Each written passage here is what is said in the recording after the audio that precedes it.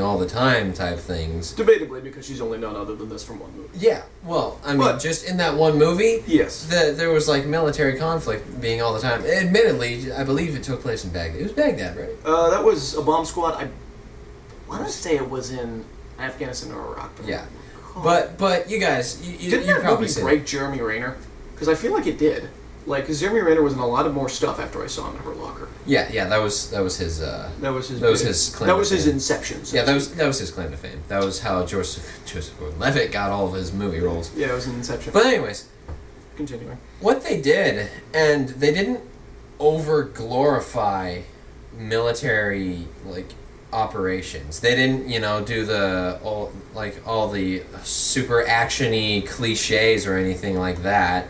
They showed what a real military operation would look like, or so you are led to believe. I've been in the military, so I wouldn't know. I mean, I have a buddy who's an Army medic, but he would know. I wouldn't. So I have a friend who's in the Navy and in the military, in the Mayville Army, and I haven't seen them yelling bullshit on anything so far. But there are these guys who probably wouldn't do that even if they did call bullshit on stuff. So, but it was just so well done, and there's even these parts during that military conflict part when they go into the compound where they actually show that the two guys are a little shaken up at who they had to kill. Mm-hmm. There was a teenager, I believe, who they had to kill, who who picked up a gun to pretty much shoot through the doorways and get rid of them. That was the male guy. Mm-hmm. That was the first guy. Yeah. And then they took him out. And then there was another one where they had to kill this one guy, and his wife tried picking up his rifle to shoot back at him, and then he killed her too. And it obviously shows in their faces that they did not think that they were going to be going in there and killing these people. They didn't think that they were going to be going in there and just killing what seemed like normal civilians to them. Yeah. Well, I think they knew that they were going to be killing. Yeah, there was gonna be death, but I don't think they realized that they would be. I don't know. And the fact, and all the children in there, hot damn. There were a lot of kids. There was. There was at least 12, I think, sitting around. That was a regular old Indian family, wasn't it? Oh man. Indian family Christmas. Yeah, and I got it now. Yeah. Because it's Pakistan. Pakistan was. All makes sense now. Nice. Yeah. And back with the whole thing, just along with the tension building and stuff like that, there's one of my favorite scenes in the movie because of how it just comes straight out of left field and takes you by surprise, and it took everybody in the theater by surprise. Unless you're a news nut. Unless you're a news nut. Yeah.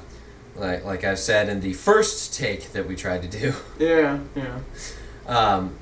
Good time. The hotel bombings where this guy tried to drive through the gates and detonate the bomb inside of the building, but he just blew it up in the parking lot. But it still pretty much destroyed 2 hotels. This fucking crater was was it 10 feet wide by 10 feet deep or something like that? Something like that. It was a big crater. Yeah, it was huge.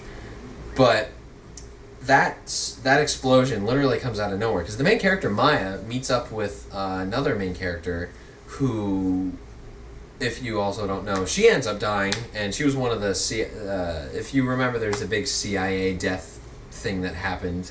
It wasn't covered up, which is big for the CIA. Yeah. The CIA would cover up its own death. Yeah. Oh yeah. But a bunch of them died. But anyway, she's one of the characters, and they both go to lunch or dinner, I believe, and they just have this normal conversation. One of the main characters, who is also going to meet up with them, he gets stuck in traffic, and they're just talking, and then boom! Just out of nowhere, explosion.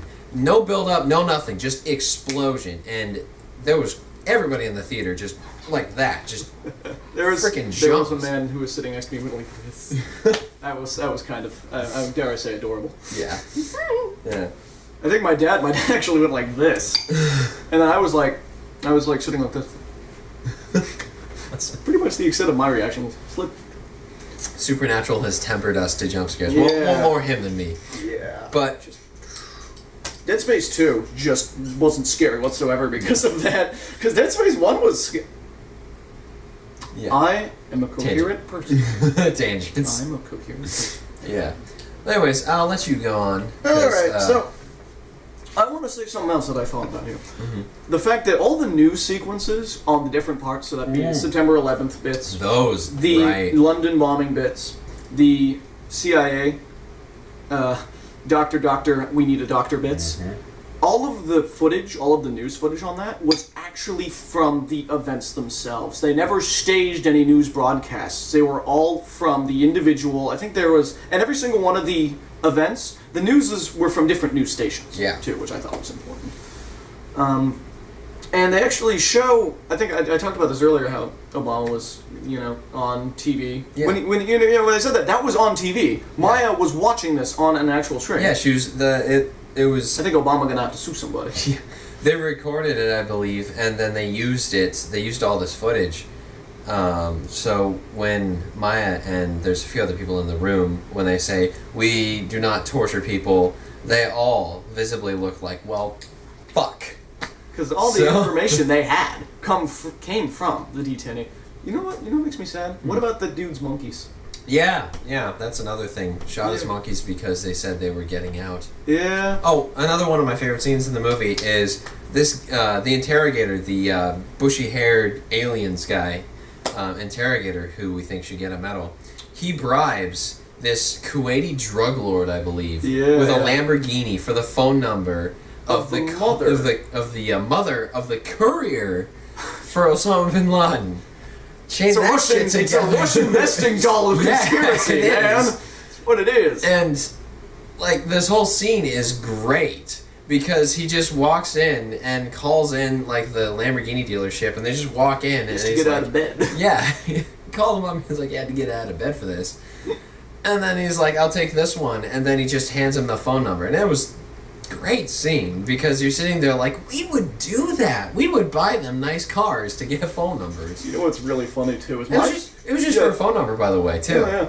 My favorite bit in that scene's great, but my favorite bit is when he's talking about the convertible. And if you don't know, most Islamic males have the white thing over their head. They don't ever take it off, I don't think. No, that's just Sikhs. That's just really no. That's a turban is Sikh. Yeah. But the white hoodie that he had on, that's an Arabic thing. Yeah, that is. So he was talking about how with the convertible you can feel the wind in your hair, and he kind of looks at him, and the other guy looks back. It's right there. That's my favorite bit in that whole thing is you can feel the wind in your hair, or just have the top down, That part was pretty. Yeah, funny. Because that was his perfect. He just looks at him and goes, "Yeah, no, that's not gonna happen." But he picks yellow racing stripes, and the phone number is made. Yeah. But yeah, I feel like. Actually, you know what's funny? In pacing with that movie, I think that Maya, she makes fun of that. Remember when she kept writing the days since they found the compound? Yeah. When it was kind of dragging a little bit, that was almost kind of a joke on the fact that it was getting slow. And I believe it was around 121. Something like that. It was either 121 or 125 is when they actually did the operation. Yeah. And... I like the canaries. Yeah, that's what that they called the Marines were canaries. And so I wanted to drop a bomb, but since it was 60%, I have to send you canaries in there. That scene was great too. She's like, well, I wanted to drop a bomb on him. Yeah. Just the way she said it. I know, I wanted to drop a bomb. She has the most refreshingly blunt responses to, anything. Yeah. And again, back to what he says, they're people. That's how people would react, not characters. These are people. Yeah. People in Area 51, mind you. And I just want to keep going back to the fact that we didn't want this movie to be good. It may seem like we're ranting and raving about how awesome it is, but we didn't want it to be this good. We really didn't. Oh, yeah. We went in thinking that this was going to be like a travesty against human nature. Well, you know what's funny, though? I went into that movie knowing it would be good. I didn't want it to be good, but I knew, based on everything I'd seen of it, and everything I'd read of it, the background material that they would be working with, and the director of the movie, I knew this movie would be good. Mm-hmm. I didn't know how good it would be, but I knew it would be good. You knew it wouldn't be bad. I knew it wouldn't be bad. And that scared me more than anything else, let me tell you. But I knew it wouldn't be bad. So, but one more thing. Didn't those helicopters look like fucking dolphins? God, they did. You know, the black ones, they looked like dolphins. They did. Oh my gosh. Yeah, those were the stealth helicopters. Kind of those were hilarious. Yeah, but the stealth bottlenose. Yeah. One of them friggin' crashes and they have to blow it up. That happened, by the way. That was, and then the what was it, the Pakistanis sold it to China, and they're gonna reverse engineer it and make their own. Just like love China. Yeah, gotta love them. Never make their own shit ever. But anyways, I think we should hit a closing point for this. I'll start with the closing points, and then I'll let him obviously do his own thing, but. Again, I really didn't want it to be as good as it was, and I just went in and saw it like after school. I just gotten out of my history class actually, so I decided, you know what, I might as well go see it. Gangster Squad looked nice, but I didn't want to wait 4 hours to go see a movie. Gangsta. Went in to go see it. I was on the edge of my seat the entire time, and I felt bad about being on the edge of my seat the entire time because it was legitimately, it kept my attention the whole time. And when I think a movie is going to be bad, that's really hard for it to do, is to keep me attentive the whole time. And I just don't want it to be good, but it's good, and it's... God damn it. Mm-hmm. But anyways, if I were to give this a rating, it'd probably be a really strong, I want to say 9.8. Just on... I would give it a 10 if I didn't have that stigma of me not wanting it to be good, because it is so damn good, and it's refreshing to see a movie that takes itself seriously nowadays. Although there's a lot of them that do the nitty gritty serious thing, but a war movie that takes itself seriously. Because I mean, even with the Hurt Locker, like Jeremy Renner going Rambo and traipsing around outside with a pistol. I want to die comfortably. Remember that? Yeah. Like, that wouldn't happen, but it's nice. It really is. Well, you read the crack article on that? Apparently there was a guy who did that. Yeah. Anyways, I'll let him finish up, and we'll finish the video. Well, with Zero Dark 30, again, I didn't want it to be good, but it was really, really, really good. So, here's the thing. I'm not going to give it a rating, but I will tell you that it is my second favorite movie that's come out this year. First is Argo, and if you want to know the rest of them, maybe I'll tell you later. In another video that I may or may not do. But, final words on this. Foreshadowing. Yeah, just like those fucking cacophonous music in The Shining. Jesus! Anyways. Anyway. But Zero Dark 30 is wonderfully acted, beautifully paced, wonderfully shot, and surprisingly extremely engaging. And I feel like, really, the only reason... I wouldn't give this movie a 10 either. But I wouldn't give it like a low score, just saying. But really, the reason that this movie is not just like the bestest movie ever made or whatever, is simply because it's too soon. It isn't the right place to release this film, especially not in the climate in which Pakistan, which is still reeling from the fact they can't control jack shit.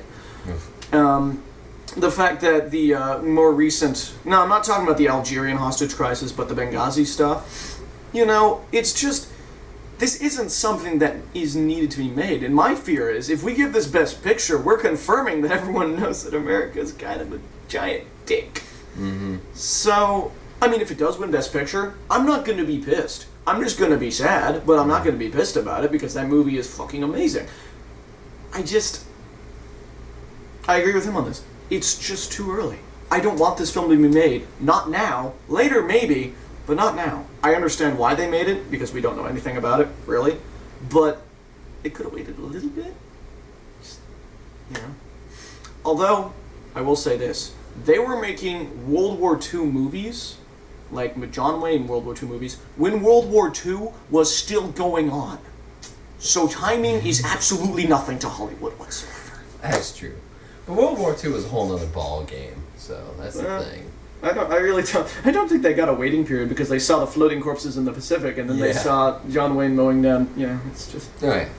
But anyway, Hollywood doesn't give shit about timing. Let's just end it on that. Alright. Well, this is Anthony signing off. I actually should be having a couple of videos going up soon with this. This is probably going to be a multi-parter, as we'll have to divide it up. And I'm going to see if I can help him get some stuff out soon, because we've had some issues with him trying to upload stuff. So, anyways, this is Anthony signing out. Man in the Soviet Sweatshirt, sign out. And we will catch you guys on our next video. This video is dedicated to, what was his name? Bin Ladles? Oh yeah, old Sammy's bin ladles. This one's for you, Sammy. This one's for you. Alright. Oh, better than the other one, I think. There's a lot more cookies. Yeah. And